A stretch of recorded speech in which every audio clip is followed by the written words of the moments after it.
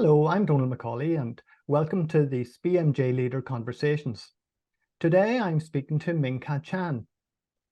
Ming Ka, you've had a very interesting career. Tell me a little bit about your professional and your leadership career.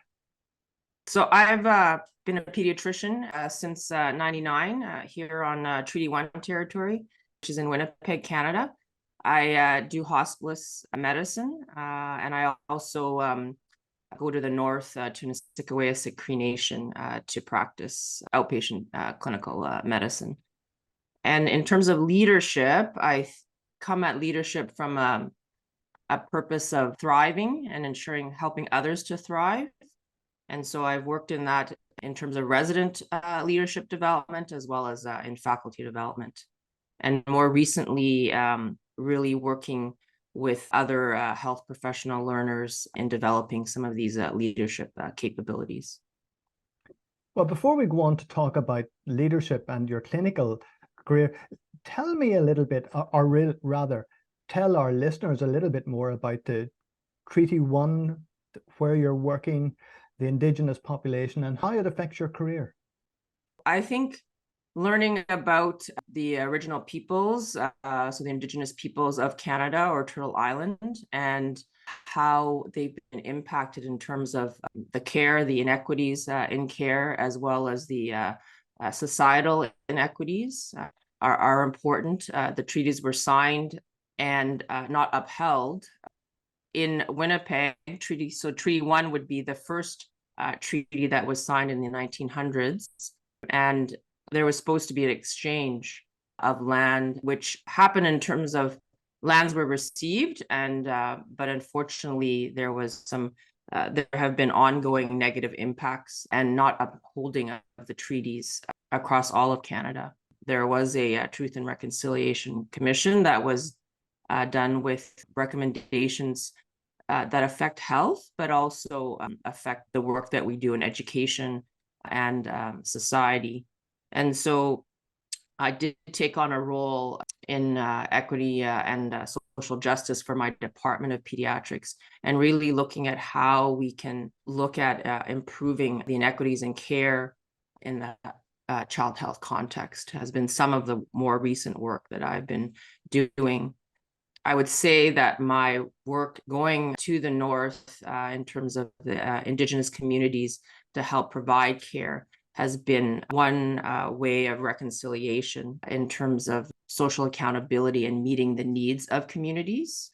So that means, just to give you a sense though, that means that I travel 4 times a year for about 4 working days to provide pediatric specific care, which is very different, of course, in a more urban setting in other parts of Canada. So while I think there's work that has been done, there's still a lot more work to be done. Has that fed in any way into your interest in leadership and the development of leadership among clinicians? I think what's evolved, so I mentioned that my goal has always been to help support others to thrive. And I realize that thriving needs to start with belonging. It needs to start with ensuring that there are safe and brave learning and work environments. And in order to have well-being, we need to have those as a precursor, the sense of belonging, feeling welcomed, in order to thrive. I think developing leadership capacity in this context is one strategy to help individuals thrive. I think that it's important to think of, and to apply an anti-oppression lens to all the work that we do, whether it be leadership development or in other arenas. So tell us a little bit about some of the leadership projects you've been involved in. So within BMJ Leader, maybe I'll start there. That's probably some of the more recent work. I've had the privilege to work with Jamu Busari, who in leading, he's the commissioning editor, and our first special issue for BMJ Leader was actually in leadership education and social justice. The first publications should go live shortly, and that's really exciting, and some really wonderful work across the globe. And of course, we support articles about leadership education and social justice at any time, and have had many wonderful pieces published to date in that arena. In doing some of this work, and of course in collaboration with the other associate editors, been really looking at how we can apply a social justice lens to the work that is being done as an editor, as a reviewer, and as a journal, and what that could look like. Well, let me take you back a little bit, because I've seen a word associated with your career, and you need to tell me a little bit about it. And that's Sando Kondu. Have I pronounced it correctly? Yes. So that's probably one of the longest projects that I've been involved with in the area of, I think, in the global context. So this actually hails back to 2013, when we first were actually working on the CanMEDS 2015 review. So CanMEDS is the Canadian Medical Education Framework.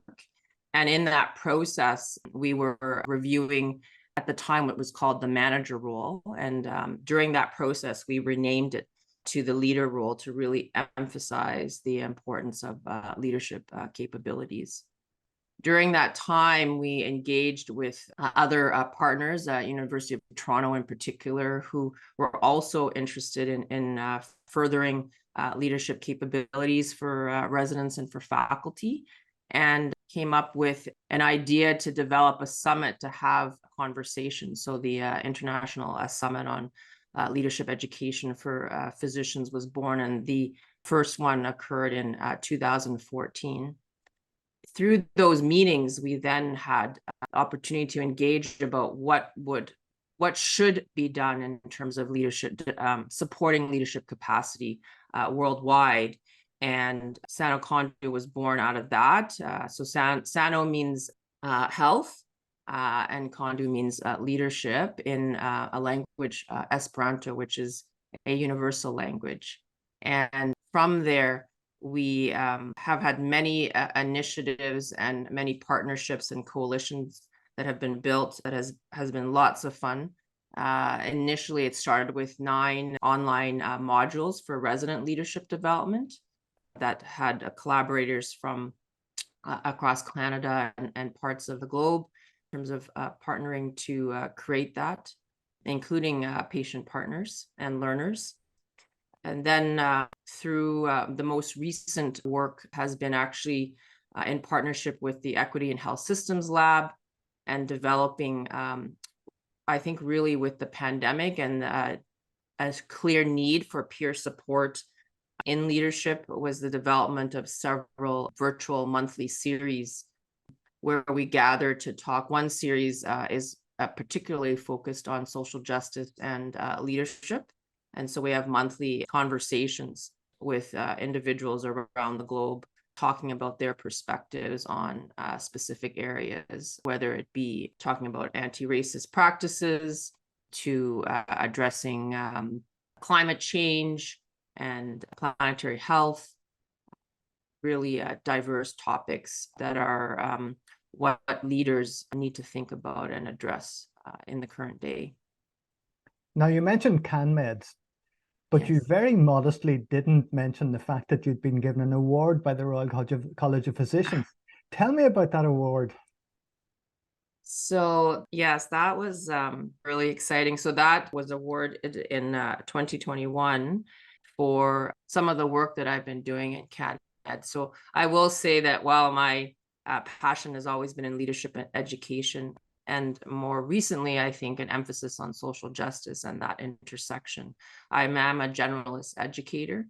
And so I have done work in primarily in the leader role, but also with the scholar teacher role throughout my career. And it really was an honor to be named, especially when I look at the colleagues that have been named prior to me, as well as subsequent, in terms of the work that we've been able to do individually, but also collectively. And I really, in many ways, share that award with some of my collaborators throughout my career. It's been, so it was a real honor. Now, you and I are both convinced of the importance of leadership, but many of our clinical colleagues aren't just as enthusiastic. They feel it's more important to spend time with patients. What do you say to them when they say, "Why should I be involved in leadership?" So I think of it in two ways. I think so much of health and healthcare involves a change. So leadership is about supporting and facilitating change, whether that be for patients, families, or communities. The other is really in the area of advocacy, and I do think we advocate for our patients and families on the day-to-day basis with the patients who present, in our offices, emergencies, etc. And then I think we need to think about the more, I guess, the bigger picture, the system issues, and how thinking about it from a lens of prevention and thinking about it on a more global scale. And, as an example, if you think about the issues of, planetary health and the impact of the climate crisis here and across Canada, we've had numerous forest fires from many parts of many provinces that have been impacting the health of peoples, and to the point around social justice, disproportionately and to a much higher degree affecting Indigenous peoples. And so I'm hoping that we can inspire individuals to really work together collectively to really help prevent and support these issues. I'm really impressed with the work that you've done Canada-wide and internationally. And people who talk about leadership and these big influential international events think that they really need to be done from major capital cities. So is it difficult to do from Winnipeg? I think that's an interesting question. I think the important, and I suppose that's the beauty of being able to do have some national collaborations and partnerships as well as global. And in this day and age with connectivity, so many different modalities, I think there's a huge potential there. I think, the important thing is to have a peer support system, mentorship, sponsorship, and that can take shape no matter where you are. It may be easier to find some of those in a larger city, I would say, or a bigger institution.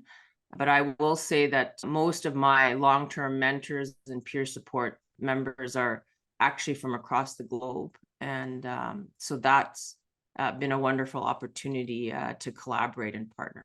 And finally, let me ask you, because people listening will be so impressed with what you do clinically, in education, and in leadership. How do you balance all these things in your life?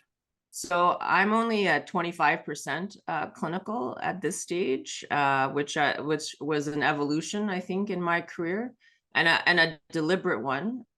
I acknowledge that I have many privileges in that, and that I'm in a dual income household, and my children are essentially grown. So I have a 17-year-old son and a 21-year-old daughter. My husband is also in medicine.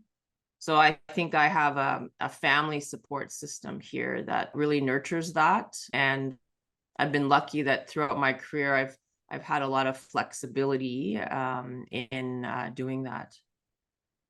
On the other hand, I also believe that it's really important to prioritize a family. They're very much the heart, and I often say they're the best of who I am, and much of what I do is on behalf of them in many ways. So that keeps me on that path. But I do make sure that I nurture my relationships both at home and friendships to maintain that, I guess, that body, mind, and that work to home integration. But it's definitely, I think it's always a work in progress. So there's definitely some better days, and there's also some very complex days that unfold that you have to work through and have conversation. So and then the last thing I say is there's always lots of laughter and lots of conversation. So just being willing to listen, check in, That's one thing I've always been lucky. I would say that my husband's my best friend, and so I've always been able to check in and get his reflections and feedback in terms of what I'm up to and what the family is up to and how that all fits in along with his work. Ming Ka, it's been fascinating talking to you, and thank you very much for sharing your career, your work in leadership, and indeed how to balance a home life with such a busy job. Thank you very much indeed.